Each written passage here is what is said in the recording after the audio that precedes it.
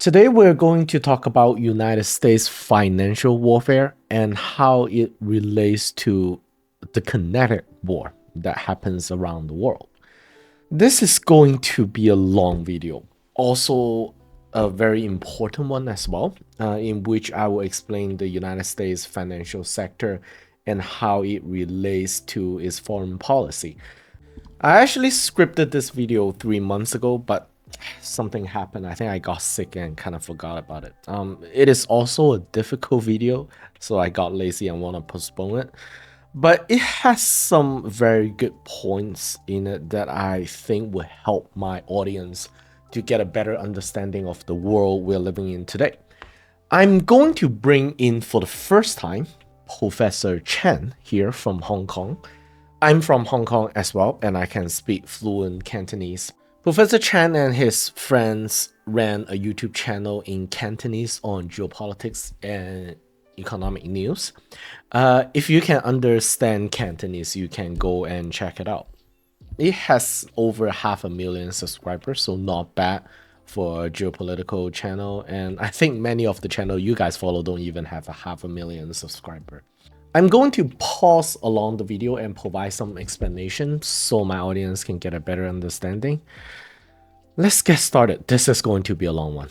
大時代嘅開始啊，伴隨住美國嘅減息之後咧，中國就宣布三戰齊發，結果咧 China and the United States is already at war, but not a kinetic war, but a financial war. I want to go over some fundamental principle first so my audience can get a better understanding what's going on.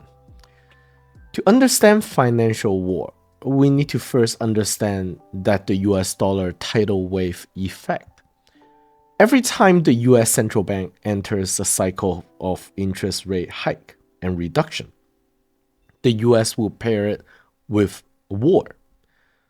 So by understanding this US dollar cycle effect, we can predict when the world will enter a new round of geopolitical crisis. Okay, before you disregard this as some kind of conspiracy theory, propaganda or anything like that, every Chinese geopolitical analyst and economist know this by heart, okay? This is like the fundamental principle almost. It is talked about here in the West as well, but definitely not from the same angle, from a different perspective, because I will always, or Chinese consider us to be the victim of this process cycle. It's kind of similar to what the Ray Dalio, video put out, but from the global South perspective, it is most like we're like the victim. Okay, let's continue. If you look at recent history, every 10 years there will be a financial crisis, a financial tsunami in the world. Today's US dollar consolidated its global reserve currency status back in 1973 during the oil crisis. The conflict between Arab states and Israel came to a conclusion, with Arab states suffered a humiliating defeat.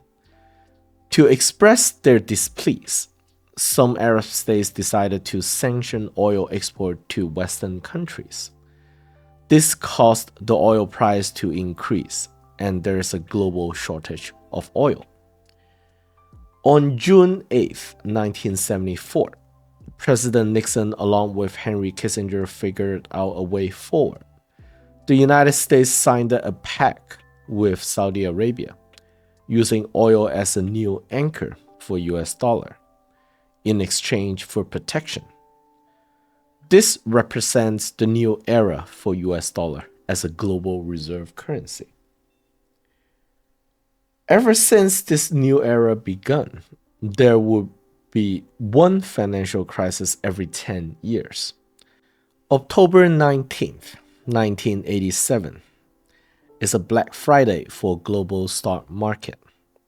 After that, 10 years, 1997, Asia financial crisis. In 2007, the mortgage-backed security crisis. With the collapse of Lehman Brothers, the financial crisis became an international banking crisis in 2008.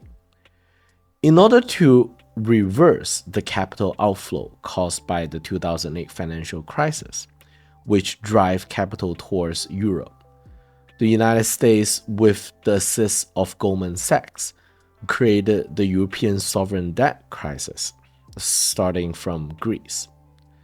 Since the US dollar became a global reserve currency, it relied on this tidal wave effect to draw capital from other regions back to the United States.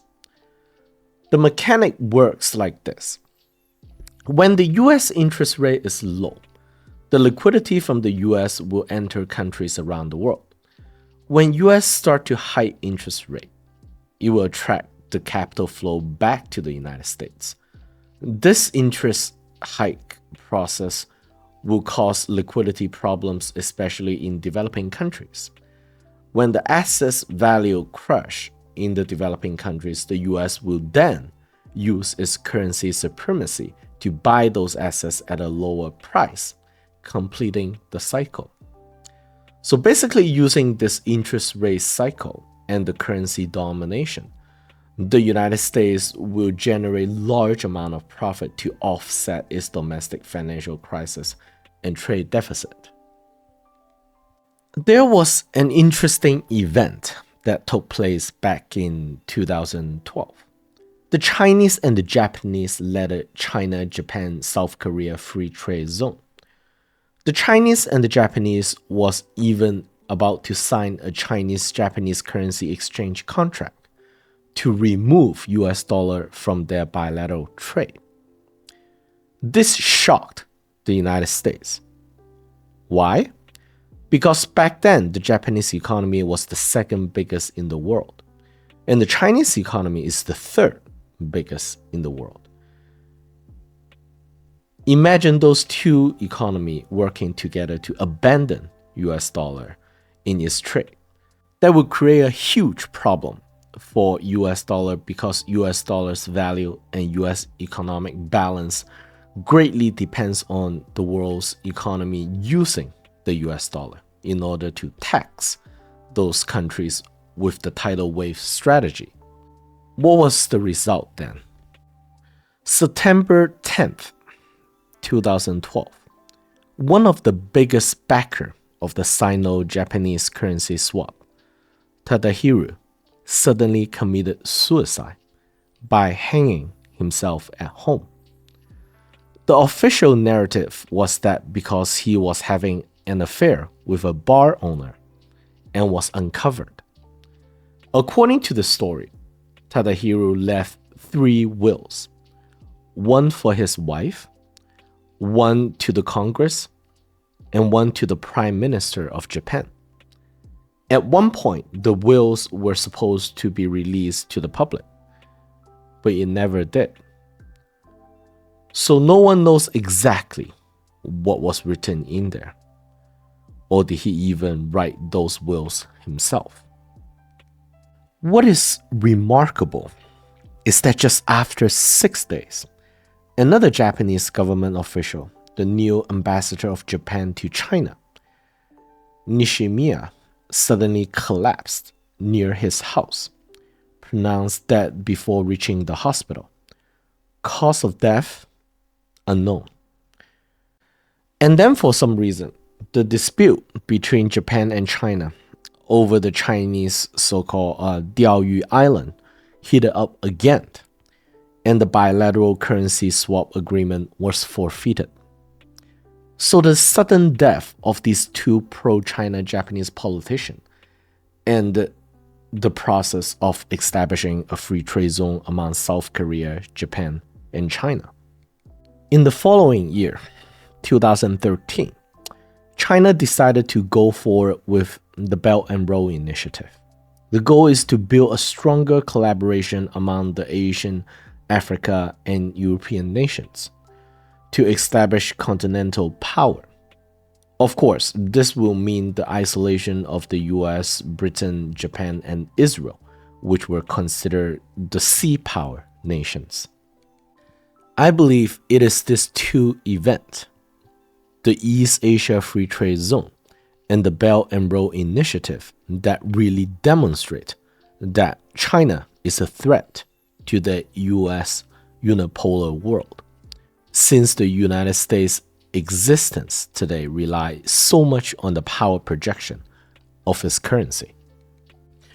In order to defeat China, prevent it from growing further, the US decided to launch a financial war against China and also the EU. October 2012, President Barack Obama insists Syria has chemical weapon and claimed that the US will launch military operation against Syria.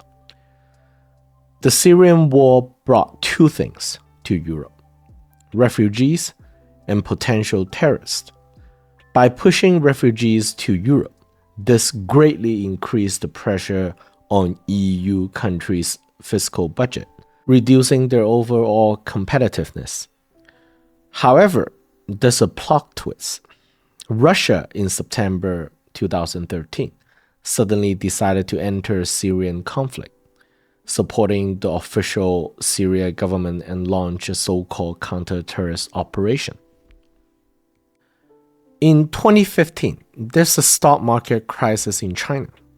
Although the Chinese government managed to bring it under control, it still cost China a whopping $1 trillion to rescue the situation. The US see weakness in the Chinese capital market and determined to strike again. Back then, the direct investment into China is global rank 1 in terms of volume. In order to reverse that, US need to create a geopolitical instability which will act as a discouraging factor to investors. This is why the 2016 South China Sea crisis broke out, in which US backed the claim of Philippines over the dispute water in South China Sea, destroyed the already established agreement and peace between Philippines and China. The US sent 2 carrier combat groups to South China Sea, while China sent over 100 warships to the region as well. There was a standoff. During the standoff, China threatened to use precision cruise missile against US carriers, and in fact send the coordination of US carriers to US Pentagon every 15 minutes. At that time, the US fleet admiral and ethnic Japanese commander wanted to go to war, but Obama refused and stood the fleet down. What you do not know about this standoff is that the financial sector, Wall Street financial giants, already hedged their bidding against the renminbi. And if conflict breaks out, they would have cashed in huge amount of money. The plan failed and the renminbi rebound afterward. Now, the same thing was done to euro right before the Ukraine war broke out in 2022. In fact, Ray Dalio admitted on national TV, I remember it was Bloomberg. This is why so many hedge fund managers like George Soros, they hated China because they lost a lot of money hedging against China, but failed at the end, losing a lot of money. Again, June 23rd, 2016, United Kingdom voted to leave the European Union. Same reasoning behind this as well, because US printed a lot of money to rescue the 2008 financial crisis, and this printed money is not willing to travel back to the United States. They stayed in Europe and in China. Again, the same plan, to create a scenario in which Europeans' economy, environment, and future become poor. This is why US planned another crisis in Syria. Remember ISIS, the Islamic State extremists? That's a US-led operation, creating a lot of refugees that ended up in Europe. But Europe still refused to die. That's why Brexit happened. Remember the British leader that led the Brexit? Boris Johnson, a guy with 2 passports, British passport and American passport. The original plan is for Democrat President Hillary Clinton to start another war in 2018. This was supposed to be a joint operation between the Democrats and the Jewish-controlled financial capitalists in US. However, they did not anticipate that Donald Trump became the president instead. This is the reason why a financial and kinetic war did not happen during Trump's presidency during his first term, but instead a trade war and a technology war took place. Then, in 2020, a biological warfare was launched against China to cut off its advantage as global supply chain leader. Okay, I am going to skip this part because this is too controversial and will trigger YouTube censorship. But the narrative was that this is also an intended operation to weaken Chinese growth, the COVID-19. I think many Americans want to get to the bottom of this as well, conspiracy theory behind Dr. Fauci and all that. Yeah, I'm not going to get into that. I was in Wuhan during the lockdown and a bit too close to the action, I would say. Now, Professor Chen also went into details regarding Ukraine war, Gaza crisis, and potential conflicts in East Asia, and how all these crises are orchestrated by the United States financial sector in order to trigger capital outflow from those regions. I'm not going to go into details on those topics because I have already covered some of them in my previous videos. Now, I watched the entire video, and Professor Chen is rather conservative with his explanation. I don't blame him. Let me just add an extra mile and try to explain to you guys some of the core mechanics here. See if you guys understand, okay? Okay, I will make two examples. First example, let's assume that I'm an investment bank, let's say Goldman Sachs, okay? And I want to make money off a Chinese bank. So there's a tactic that goes like this. Let's assume that I'm Goldman Sachs and you are the Chinese bank. And I want to make money off of you. Let's say with the oil price, okay? So I'm going to go to you and sell you an oil future. Let me actually use today's oil price just to make it more interesting. Okay, today's oil price is sitting at $78 at the moment, almost 79. So I will go to you and say that I will sell you an oil future at, let's say, 90. That's a pretty good deal because if you are the Chinese bank and you do not anticipate anything major happen in the next 12 months, the price of crude oil is roughly going to stay around, $78, $79, $80.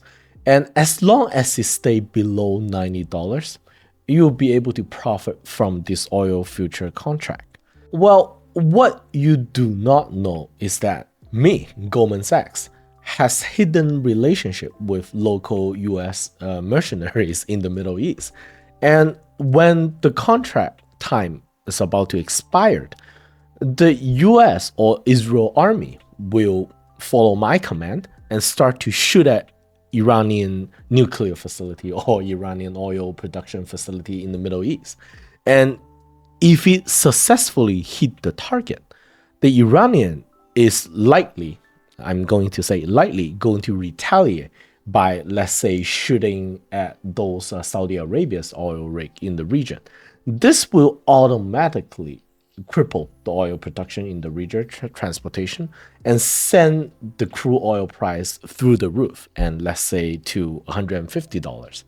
And since the contract I sold you was at $90 a barrel, then you have to pay me an extra $60 per barrel, which at the end I will be making $6 billion out of this oil future contract.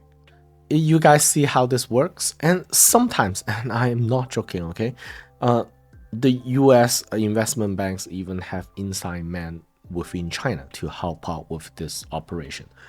And through this, both the financial sector and the energy sector in the US makes a lot of money. Now, that's the first example. The second example is with the bond market. I purchased treasury bond back in 2023 and 2024. At one point, I think JP Morgan Chase and Bank of America were offering close to 6% risk-free return CD money market over a 4-month and 7-month period. I think a lot of my audience here in United States also bought some of those. So US government issuing bond is basically the government trying to borrow money to spend, right? To cover its budget deficit. And if you think about it, if you are borrowing money, okay, you want to borrow it with a lower interest rate, and you want the duration to be long, right? So you don't have to worry about paying for the principal too soon. If you can borrow enough money while offering, let's say, 4% interest rate, you won't want to offer 5% interest rate. But when US government is offering this treasury bond, or some people like to say money Ponzi scheme, you are also competing against all the other investment portfolio around the world. And you have to understand that we're talking about a lot of money here. The US bond market is bigger than the US stock market, for example. But the thing is, treasury bond is already considered to be so-called risk-free investment. You can't make a risk-free investment more attractive. The only way to make it more attractive is to increase the interest payment, to increase the interest rate. Okay, so think about this, all right? Everyone, how do I, the United States of America, how do I sell enough treasury bond at 4% interest rate and not having to rise it to 4.5% or 5% or above? Well, one of the way is to make all the other investment around the world less attractive. And one of the way to achieve that, well, almost the only way, is to start a regional war or some kind of conflict. And this war needs to happen in places where there's high level of capital accumulation, where capital like to stay. There's only 3 regions in the world in which capital always like to stay outside of the United States, which is Europe, Middle East, and East Asia. So US need to focus its attention in those regions whenever it need to borrow money at a lower interest rate. It needs to start a war in those regions, or several wars, some kind of conflict tensions to provoke capital outflow into the US capital market, that is. Okay, I understand that many people will consider this to be conspiracy theory and empty speculation. If you are an average American living in Kentucky or Alabama, or I will say even many entrepreneurs I engage with in Europe, they do not believe this kind of thing, even though it makes very good mathematical sense.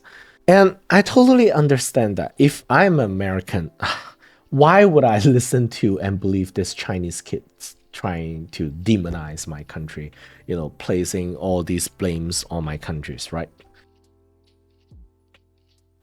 Okay, what I'm going to do now is try to summarize and condense all these into a logical chain of thoughts and see if you can make sense of it, okay, to trace it down to the fundamental incentive behind it. So I don't want to deal with conspiracy theory here, all right? The US dollar's value as global reserve currency is by definition artificially overpriced because countries around the world kept it as if they are keeping like a gold bar, okay? This will make US products, US labors too expensive to compete in, let's say, manufacturing sector under normal circumstances, that is. But also at the same time, this allowed the US financial sector to grow very quickly because every countries around the world desire US dollar. And the financial sector is a way to basically tax the global economy while they're using the US dollar. This is what I would say Americans have been witnessing over the past few decades, right? The manufacturing sector the industry is dying off. The financial sector, however, the Wall Street, the money casino, keep getting bigger. Okay, here is something everyone need to understand. If you look at the financial sector today, and anyone watching this video can challenge me, okay?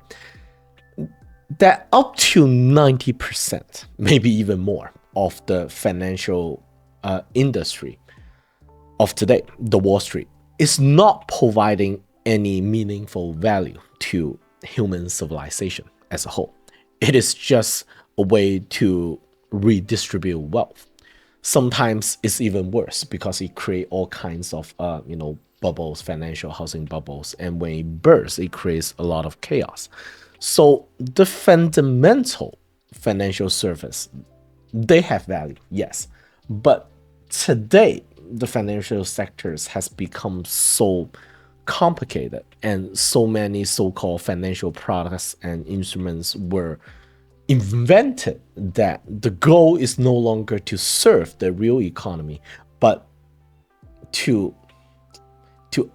is the word, let's use the word extract and tax the real economy, and at the expense of regular folks and countries around the world. I think this is something even the most anti-China, pro-American patriot should agree with me on this, okay? Now, unfortunately, I will have to tell Americans the bad news, okay? This overgrown financial sector at the moment, this, we can call it the parasite, is also what kept the US dollar, the US economy, and the US trade deficit and budget deficit alive and in balance. Of course, with a lot of long-term consequences, which we as Americans are feeling right now as well. Now, there's an even bigger consequence, and I want my audience to see if you can build a connection, okay?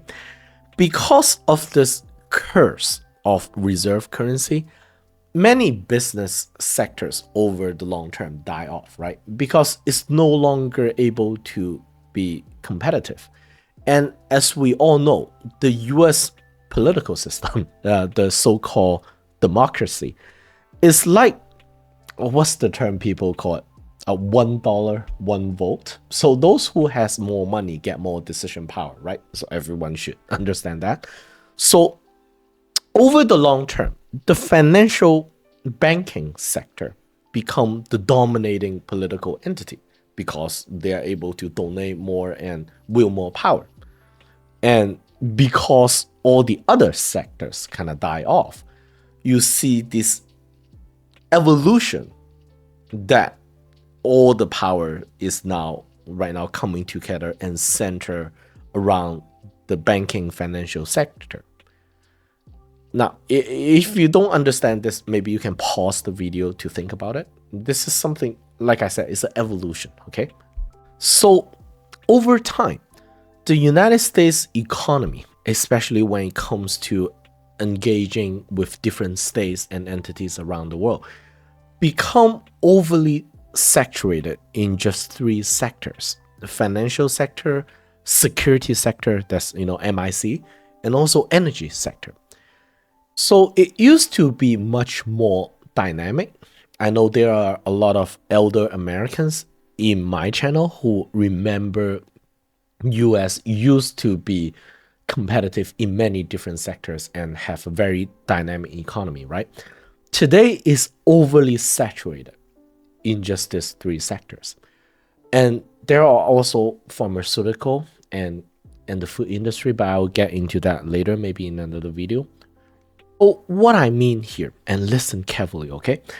What I mean here is that these three sectors, financial, security, energy, have to work extra hard in order to balance against the trade deficit it runs against the rest of the world to maintain America's consumption and prosperity.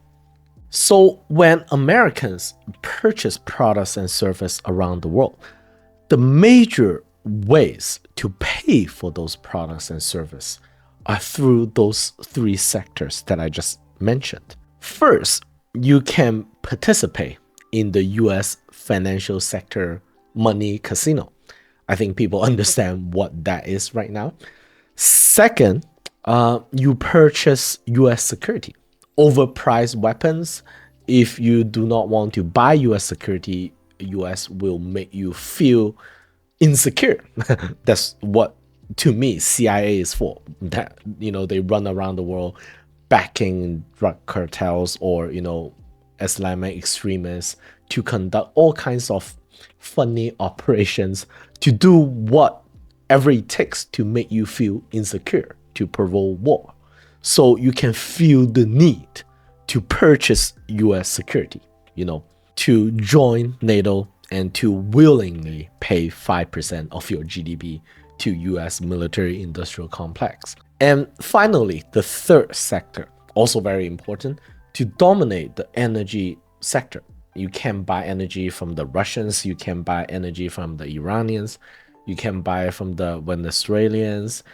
If Saudi Arabia stop accepting US dollar and refuse to, let's say, recycle the dollar into the US financial sector, you probably won't be allowed to buy from the Saudi Arabias either. So that's the way to go.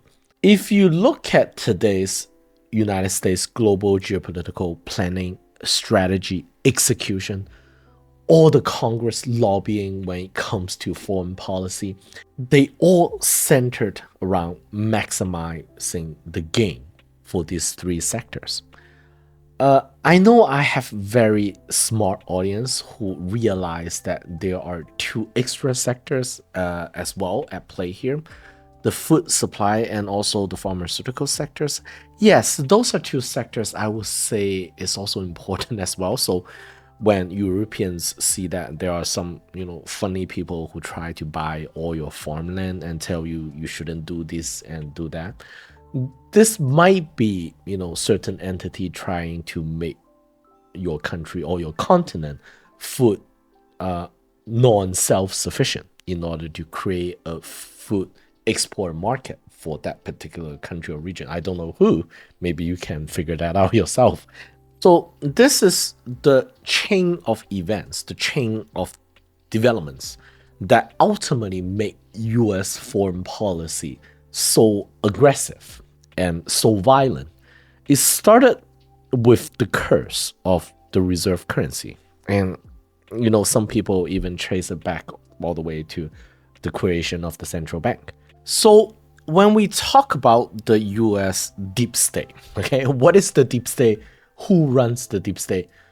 Well, what I can tell you is that the deep state's decision power seems to be dominated by these three sectors, financial, security, and energy, because these are the only three sectors, I will say, that can prosper very well under an overvalued currency, the US dollar. All the other sectors become uncompetitive in the long run. And you can see that with today's, US aviation, and sometimes even with the tech industry. Many are not as competitive compared to, let's say, some of the Chinese company. And I can even argue that these three sectors, they actually works better in many ways with an overpriced currency. Because, think about this. Why would you invest in a US capital market, in US treasury bonds, if US dollar depreciate quickly? So if the bond you purchase pays 5% interest rate, for example, it won't be a good investment if US dollar depreciate at the rate of 10% against, for example, other currency. So there's a very good metaphor for this I used several times, okay, when I try to explain this to my real life friends, and they get the joke, okay? See if you guys get it. Assume that we are in some kind of a dating context, a dating reality show. Remember those shows where you have a bunch of women on stage, all dressed up pretty, and you have different men walk onto the stage, and if it is a ugly man with no money, everyone will start turning off their lights and say that no, I don't want him.